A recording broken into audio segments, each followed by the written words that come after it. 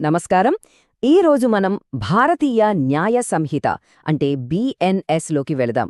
అందులో ఒక చాలా ముఖ్యమైన, కఠినమైన కొత్త సెక్షన్ గురించి మాట్లాడుకుందాం.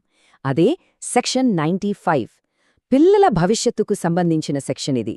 కాబట్టి ప్రతి ఒక్కరూ తెలుసుకోవడం చాలా అవసరం. అవును, విన్నది నిజమే. పిల్లల్ని అడ్డం పెట్టుకుని నేరాలు చేసేవాళ్లను ఈ కొత్త చట్టం అస్సలు వదిలిపెట్టదు. వాళ్లకు మామూలు శిక్ష కాదు, రెట్టింపు శిక్ష పడేలా చేస్తుంది. ఇదే ఈరోజు మన విశ్లేషణలో మనం చూడబోయే ముఖ్యమైన పాయింట్.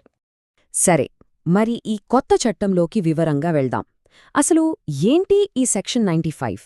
ఇది ఎందుకు ఇంత పవర్ఫుల్? పిల్లల భద్రత కోసం ఇది ఎంత ముఖ్యమో ఇప్పుడు చూద్దాం. ఈ సెక్షన్ చాలా క్లియర్గా చెబుతోంది, ఎవరైనా సరే ఒక పిల్లాడిని ఒక నేరం చేయడానికి నియమించుకున్నా, పనిలో పెట్టుకున్నా, లేదా ఏ విధంగానైనా ఉపయోగించుకున్నా వాళ్లు శిక్షార్హులు. ఇక్కడ చట్టం దృష్టిలో పిల్లాడు బాధితుడు మాత్రమే. అసలైన నేరస్తులు ఆ పిల్లాడిని వాడిన పెద్దవాళ్లే. ఇప్పుడు చట్టంలో హైర్, ఎంప్లాయ్, ఎంగేజ్ అని పెద్ద పెద్ద మాటలు వాడారు కదా, దానర్థమేంటో సింపుల్గా చూద్దాం. పిల్లాడికి డబ్బిచ్చి ఒక పని చేయమని పంపినా, ఫలానా నేరం చెయ్యే అని ఆర్డర్ వేసినా, లేదా వాళ్ల అమాయకత్వాన్ని ఒక ఆయుధంగా వాడుకున్నా, ఈ మూడిట్లో ఏది చేసినా ఈ సెక్షన్ కింద బుక్కైపోతారు. ఈ చట్టం యొక్క అసలు ఉద్దేశమేంటో అర్థం కావాలంటే మన రామయ్య సురేష్ సంభాషణ వినండి. రామయ్య కొంచెం ఆందోళనగా అడుగుతున్నాడు, సురేష్, పెద్దోళ్లు తెలివిగా శిక్ష నుంచి తప్పించుకోడానికి పిల్లాడితో నేరం చేయిస్తే ఎలా అని. దానికి సురేష్ చాలా ధీమాగా బదులిస్తున్నాడు, అదే రామయ్య ఈ సెక్షన్ స్పెషాలిటీ. ఇకపై నేను చెయ్యలేదు, పిల్లాడు చేశాడు అని చెప్పి ఏ పెద్దోడు తప్పించుకోలేడు. ఇప్పుడు ఈ చట్టంలోని అత్యంత కీలకమైన భాగానికొద్దాం. శిక్ష ఎలా పనిచేస్తుంది? ఇది మామూలుగా లేదు, నేరం చేసిన వాళ్లకు చుక్కలు చూపిస్తుంది. ఎలాగో చూద్దాం. ఇది కొంచెం జాగ్రత్తగా వినండి. ఉదాహరణకు ఒక దొంగతనం చేయమని ఒక పిల్లాడిని పంపారనుకుందాం. కాని ఆ పిల్లాడు భయపడి ఆ పని చెయ్యలేదు.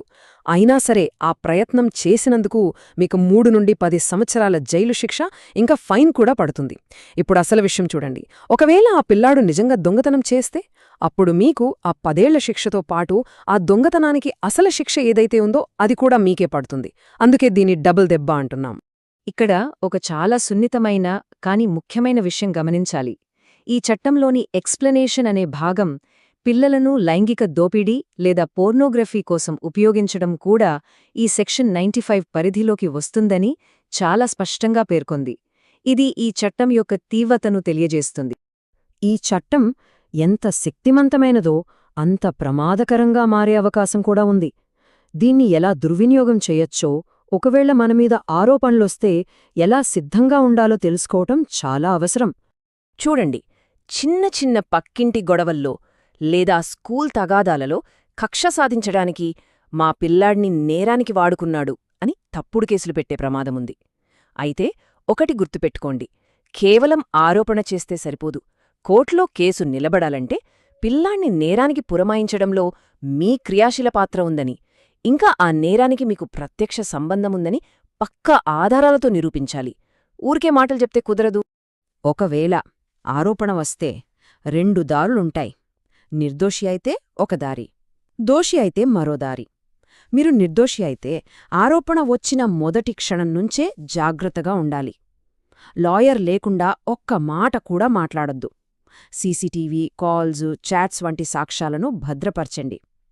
మరోవైపు నేరం జరిగి ఉంటే పోలీసులు పిల్లాడి వాంగ్మూలం, సాక్షులు, డబ్బు ఎలా చేతులు మారింది, డిజిటల్ ఆధారాలు అన్నీ క్షుణ్ణంగా పరిశీలిస్తారు.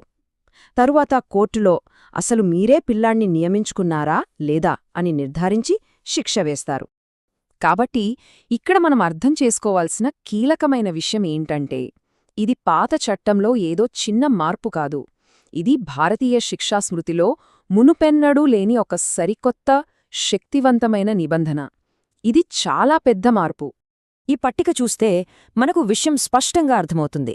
పాత ఐపీసీలో పిల్లల్ని ఇలా వాడుకునే వాళ్లను ప్రత్యేకంగా శిక్షించడానికి సరైన సెక్షన్ లేదు. కానీ కొత్త బిఎన్ఎస్ సెక్షన్ 95 ద్వారా ఈ సమస్యకు ఒక పదునైన పరిష్కారాన్ని ఇచ్చింది.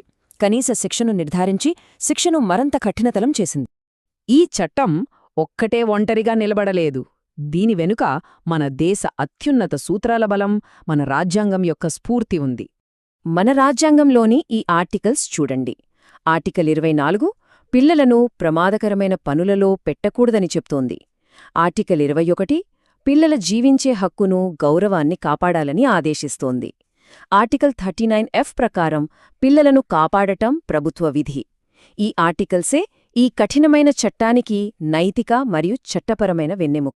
సరే, ఈ విశ్లేషణ తర్వాత మనం గుర్తుంచుకోవాల్సిన అసలు సందేశం ఏమిటి? ఈ చట్టం మన సమాజానికి ఏం చెప్తోంది? ఆ ఒక్క మాటతో ఈ రోజుకి ముగిద్దాం. ఈ ఒక్క మాట గుర్తుంచుకోండి. పిల్లల అమాయకత్వాన్ని ఆసరాగా తీసుకుని వాళ్ల జీవితాన్ని పాడుచేసేవాడు ఈ కొత్త చట్టం ప్రకారం తన జీవితాన్నే పాడు చేసుకుంటాడు. చట్టం ఎప్పుడూ అంత కఠినంగా ఉంది. ఒక్క విషయం గుర్తుంచుకోండి, ఈ సమాచారం కేవలం మీ అవగాహన కోసం మాత్రమే. మీకు ఏదైనా చట్టపరమైన సమస్య ఉంటే వెంటనే ఒక మంచి లాయర్ని సంప్రదించండి. చూశారు కదా, తెలిసి చేసినా తెలియక చేసినా ఇలాంటి ఒకే ఒక్క చట్టం గురించి తెలియకపోతే జీవితం ఎలా తలకిందులయ్యే ప్రమాదముందో. బిఎన్ఎస్లోని మరిన్ని ముఖ్యమైన సెక్షన్లు గురించి ఇలాగే తేలికగా తెలుసుకోవాలంటే మాతో కలిసి ప్రయాణించండి. నమస్కారం.